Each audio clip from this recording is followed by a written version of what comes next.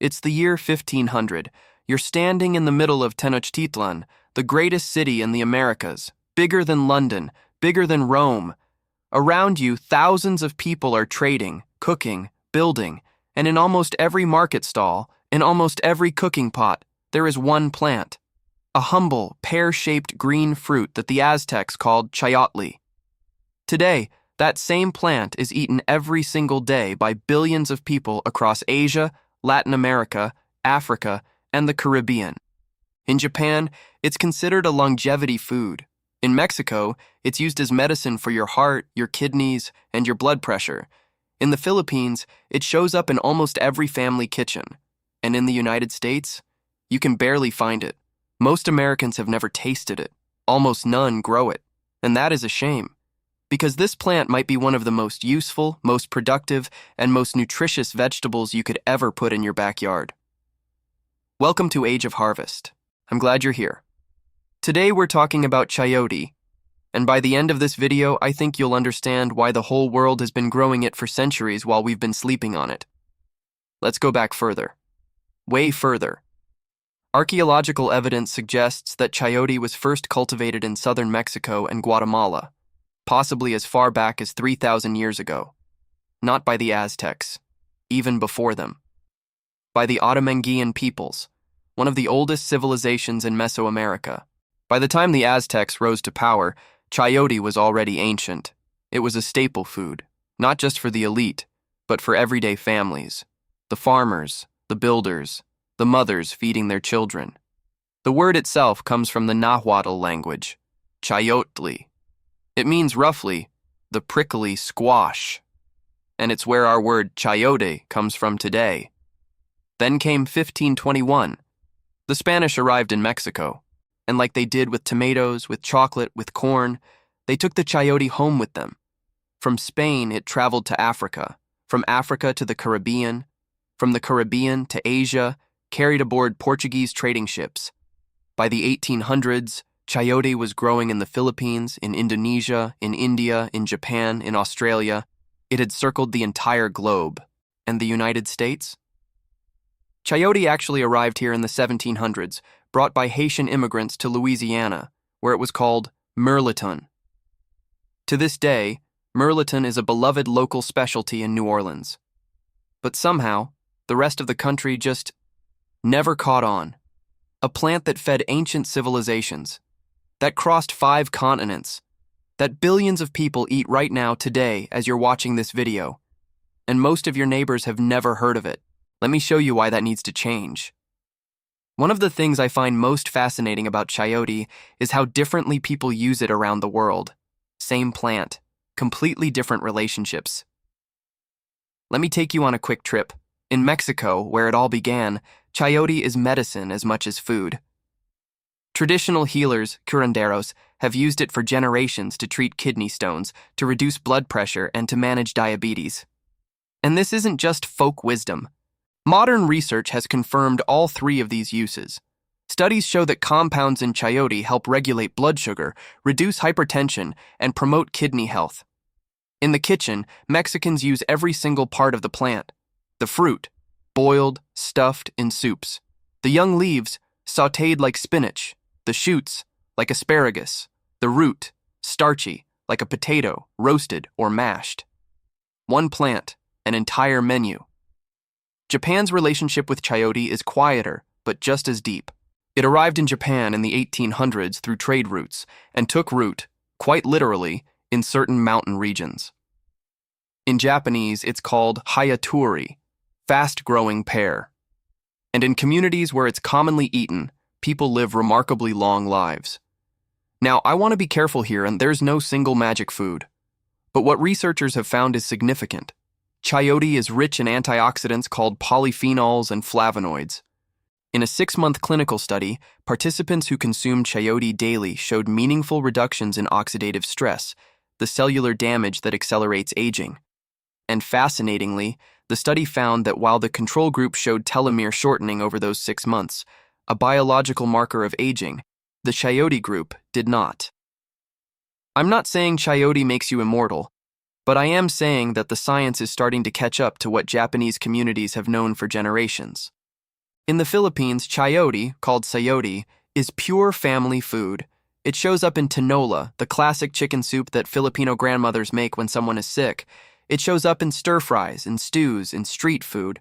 It was actually brought to the Philippines directly from Mexico aboard the Manila galleon trade ships in the 1500s, one of the earliest examples of Pacific food exchange. Today, it's one of the most commonly grown vegetables in the Filipino highlands. And in Brazil, where my own connection to this plant began, chayote, called chuchu, is absolutely everywhere. Brazilians joke that chuchu is so common, so ordinary, that it barely has a taste. There's even a saying, no vale chuchu, not worth a chayote, meaning something has no value at all. And yet, that same humble plant provides folate, vitamin C, potassium, fiber, and antioxidants. It grows like a weed. It produces 50 to 100 fruits per season from a single vine. And it costs almost nothing to grow. Sometimes the most underestimated things are the most valuable. All right, let's talk nutrition. Because I think this is where chayote really surprises people. 1 cup of chayote, about 130 grams, contains only 25 calories. That's remarkably low. But here's what else is in that cup. 47% of your daily recommended folate. That's vitamin B9, critical for brain health, for pregnancy, for cellular repair. More folate than most leafy greens people are paying premium prices for at the farmer's market. A solid dose of vitamin C for immunity and skin health. Potassium, important for heart health and blood pressure regulation. And almost zero fat with a good amount of fiber that slows your body's absorption of sugar, which is why it's been studied extensively for diabetes management. But what I find most compelling is what researchers call its anti-aging properties. The antioxidants in chayote, particularly its polyphenols and flavonoids, have been shown to reduce DNA damage and support what scientists call telomere stability. Telomeres are the protective caps at the end of your chromosomes. When they shorten, you age faster. When they're protected, your cells stay healthier, longer. And perhaps most remarkably, 1 chayote plant costs you nothing beyond the original fruit, which you can buy at a Latin grocery store for under $2. And it will feed your family for months. Now, the big question for those of you in the United States, can you actually grow this? And where? The honest answer is, it depends on your zone. Chayote is a tropical vine at heart. It loves warmth, full sun, and a long frost-free growing season. Ideally 120 to 150 days. But that doesn't mean it's out of reach. Zones 9, 10, and 11, California, Florida, South Texas, Hawaii. This is chayote paradise. In these zones, chayote grows as a true perennial. Plant it once and it comes back every single year from the same root system. Your vine can reach 30 to 40 feet in a season and produce 60 to 100 fruits per plant annually. You literally cannot stop this plant from growing. Cut it back to the ground in winter, mulch it well, and it returns in spring like it never left. Zones 7 and 8, the Southeast, Pacific Northwest valleys, parts of the Mid-Atlantic. Totally doable. In Zone 8, you can overwinter the roots by cutting the vine back and mulching heavily with 6 to 8 inches of straw or pine needles. Zone 7, gardeners can treat it as a long season annual. Start your plant indoors in late winter, transplant after last frost, and you'll harvest a dozen or more fruits before the cold comes. Not 100 fruits, but still a meaningful harvest from 1 single grocery store chayote. Zones 5 and 6, the Midwest, Northeast, Mid-Atlantic. Here's where it gets more challenging, but not impossible. You'll need to start indoors early, around February or March, and get your vine out as soon as the last frost passes. The vine may flower late in the season, which shortens your harvest window. Some gardeners in these zones report success using row covers or planting near a south-facing wall that holds heat. It's a project, but a rewarding one. Zones 3 and 4, northern states, Rocky Mountain highs. I'll be honest with you, outdoor chayote in these zones is very difficult without greenhouse protection, but a greenhouse or a large container indoors can work beautifully. Chayote is actually a stunning ornamental vine, and it will fruit perfectly well in a sunroom or greenhouse environment. The beautiful thing about chayote is that starting it couldn't be easier. You don't buy seeds. You buy the fruit itself at any Latin grocery store, often for under $2. You let it sprout on your counter, then plant the whole thing. The fruit feeds the seedling as it grows. It's almost foolproof. Let me walk you through exactly how to grow chayote, step by step. It's simpler than almost any other vegetable I know. Start at your local Latin grocery store. Look for chayote labeled chayote, mirliton, or vegetable pear. Choose a fruit that's firm, unblemished, and ideally has a small sprout already emerging from the stem end. Take it home and set it somewhere warm and bright. A sunny windowsill works perfectly. Within 2 to 4 weeks, a vine will begin to emerge from the stem end. Don't plant it before this sprout appears. This plant needs support. A serious trellis, a strong fence, or even a dead tree. Chayote is not picky. What it needs is something sturdy, because the vine will grow 30 feet or more in a single season and can get heavy with fruit. Build your support first. Don't improvise later. Chayote is a hungry plant. Prepare a mound of well-drained soil mixed with compost or aged manure. Aim for a pH between 6.0 and 6.8. Full sun is non-negotiable, at least 6 to 8 hours daily. Poor sun means poor fruit. Once your last frost has passed and soil is warm, plant the sprouted fruit on its side at a 45-degree angle, with the sprouted end just barely poking above the soil. Space plants at least 10 feet apart. They will spread.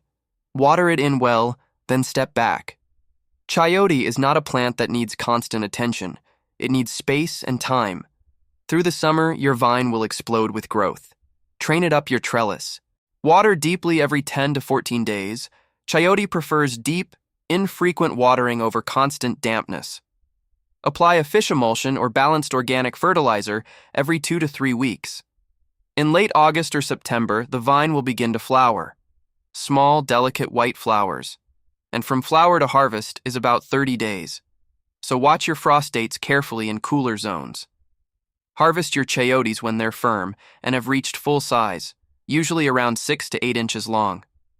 Don't wait too long. The fruit will actually begin to sprout a new vine if left on the plant. That's how vigorous this thing is. One vine.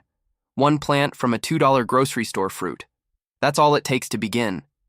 Now, what do you actually do with it? First thing to know, the entire plant is edible. The fruit raw or cooked. The seed, roasted or boiled. It has a nutty flavor, almost like an edamame. The young leaves and vine tips, sautéed in olive oil with garlic. And in older plants, the starchy root, which you can roast like a potato. The flavor of the fruit itself is mild, somewhere between a cucumber and a zucchini, with a crisp texture when raw and a soft, creamy texture when cooked. It absorbs flavors beautifully, which makes it incredibly versatile. Slice it thin, skin on if the fruit is young and tender. Heat olive oil in a pan. Add garlic. Add your chayote slices. A few minutes on medium-high heat, a squeeze of lemon, salt, and pepper. Done. It's the side dish your family will ask for again and again. Cube the chayote. Add it to a simple chicken broth with ginger, fish sauce, and a handful of spinach or malunggay leaves. This is tinola, Filipino comfort food. Simple, nourishing, deeply satisfying on a cold evening. Cut the chayote in half, scoop out a little of the flesh, mix it with cheese, sautéed onions, and your favorite herbs. Put it back in the shell. Bake at 375-degree White for 25 minutes. A complete, beautiful meal from one ingredient. This is what I love most about chayote. It's not complicated. It's not trendy. It's just real food, the kind that has nourished families for 3,000 years. The kind your great-great-grandmother would have recognized if she'd grown up in the right part of the world. So, Japan eats it for longevity. Mexico uses it as medicine. Brazil grows it on every fence and calls it ordinary. The Philippines puts it in grandmother's soup. And the United States? We're just starting to discover what the rest of the world has known for centuries. If you're in zone 8 through 11, I'd encourage you to try it this season. If you're in a cooler zone, start one indoors and see how far you can push it. The worst that happens is you learn something. The best that happens is you have a vine producing 60 pounds of free food from your backyard fence. That's a pretty good trade for a $2 grocery store fruit. Thank you so much for spending this time with me today. If you found this useful or just interesting, please share it with someone who loves to garden or who's been curious about growing their own food. It means more than you know. And next week on Age of Harvest, we're going back even further, 3,500 years to be exact, to the grain that kept entire Aztec armies marching for weeks without any other food. A grain that has more protein than wheat, more calcium than milk, and grows like a weed in almost every zone in America. I think it might be the most underrated crop on the continent. Don't miss it. And until then, keep growing.